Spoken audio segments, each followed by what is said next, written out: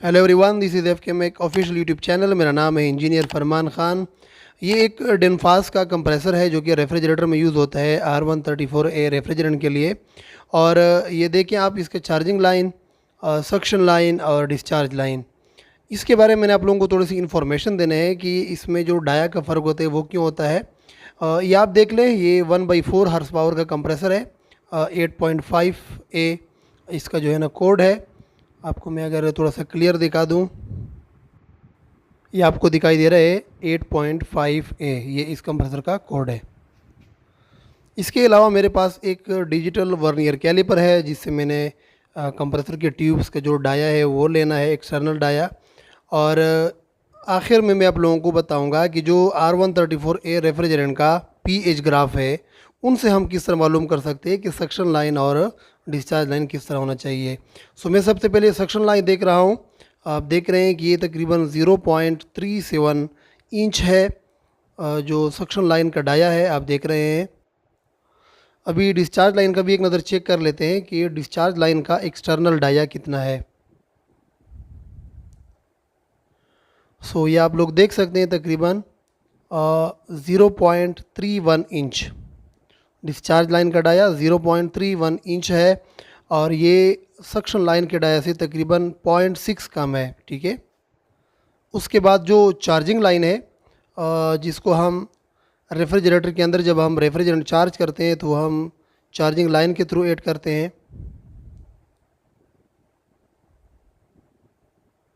So charging line का जो dia है वो 0.36 इंच है, ठीक है। और सक्शन लाइन का कितना था? सक्शन लाइन का था, मैं आपको अभी दोबारा दिखा देता हूँ। सक्शन लाइन का है 0.37, ठीक है। सो सक्शन लाइन 0.1 बड़ा है देन चार्जिंग लाइन से। अच्छा, ये एक R134A रेफ्रिजरेंट का प्रेशर इंथैल्पी ग्राफ है, जिस पर आप मुख्तलिफ प्रॉपर्टीज़ देख सकते हैं इस रेफ्रिजरेंट के मुतालिक, ठीक है। और ये ग्राफ जो ये 1 पाउंड रेफ्रिजरेंट के लिए इस्तेमाल होता है। मान लेते हैं कि हमारे पास एक रेफ्रिजरेटर है और उसमें हमने 1 पाउंड का गैस जो है वो चार्ज किया हुआ है। 1 पाउंड वज़न के हिसाब से बराबर होता है 454 ग्राम का, ठीक है। इस चार्ट में जो R134A का सक्शन प्रेशर और डिस्चार्ज प्रेशर आपने कितने रखने हैं वो आप इस वैल्यूज़ से जो है ना कंपेयर कर सकते हैं। इसके सामने जो ये कर्व बनी हुई है एक टेढ़ी किस्म की, ये टेम्परेचर की लाइन है और इस पर टेम्परेचर के मुख्तलिफ वैल्यूज़ जो हैं वो दिए गए हुए हैं, ठीक है।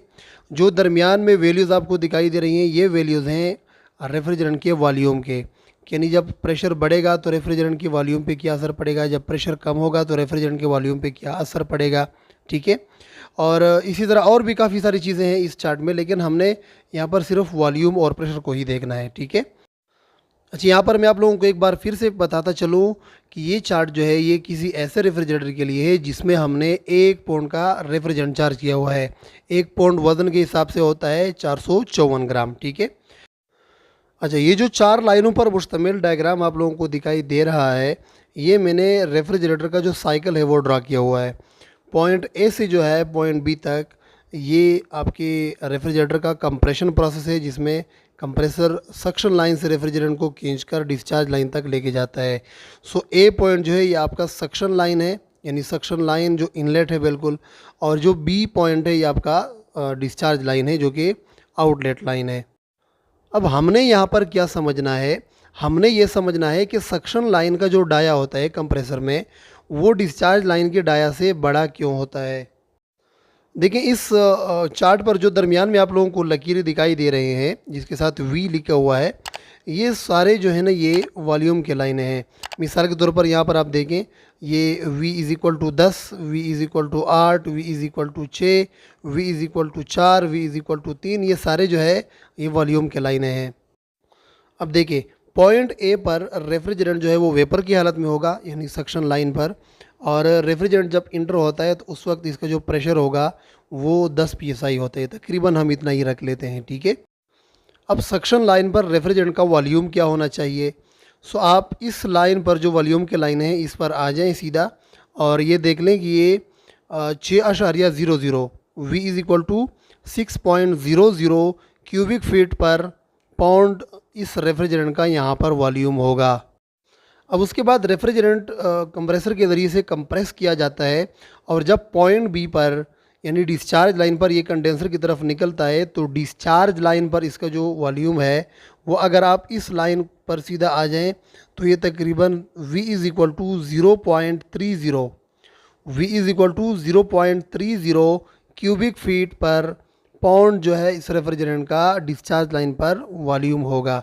सो आप देख सकते हैं कि सक्शन पर वॉल्यूम है 6.00 क्यूबिक फीट पर पाउंड और डिस्चार्ज पर वॉल्यूम है 0.30 क्यूबिक फीट पर पाउंड। सो इससे ज़ाहिर होता है कि जब रेफ्रिजरेंट को कंप्रेस किया जाएगा तो उस दौरान इसका जो वॉल्यूम है वो भी कम होता जाएगा। यहाँ पर एक और कन्फ्यूजन मैं आप लोगों का दूर करता चलूँ कि अक्सर लोग पूछते हैं कि भाई दो लाइनें जो हैं वो कंप्रेसर के डूम में खुलते हैं, तो इनमें से कौन सा चार्जिंग लाइन बना दिया जाए और कौन सा सक्शन लाइन बना दिया जाए। तो देखिए मेरे भाई, जिस ट्यूब का डाया जो है वो सबसे बड़ा है वही आपका सक्शन लाइन होना चाहिए, चाहे वो दाएं तरफ हो कंप्रेसर की चाहे वो बाएं तरफ हो। कोशिश करनी चाहिए कि जिस ट्यूब का डाया बड़ा हो उसी को आपको सक्शन लाइन बनाना चाहिए। और इसकी वजह क्या है? इसकी वजह यह है कि अगर रेफ्रिजरेटर चलते चलते एम्बियंट में टेम्परेचर आपका बढ़ भी जाए तो ट्यूब का डाया बढ़ने की वजह से आपका सक्शन प्रेशर बहुत ज़्यादा नहीं बढ़ेगा, क्योंकि अगर आपका सक्शन प्रेशर बढ़ता है तो इससे एवापोरेटर का प्रेशर बढ़ेगा और एवापोरेटर प्रेशर बढ़ेगा तो आपकी कूलिंग इफ़ेक्ट जो है वो कम पैदा होती जाएगी।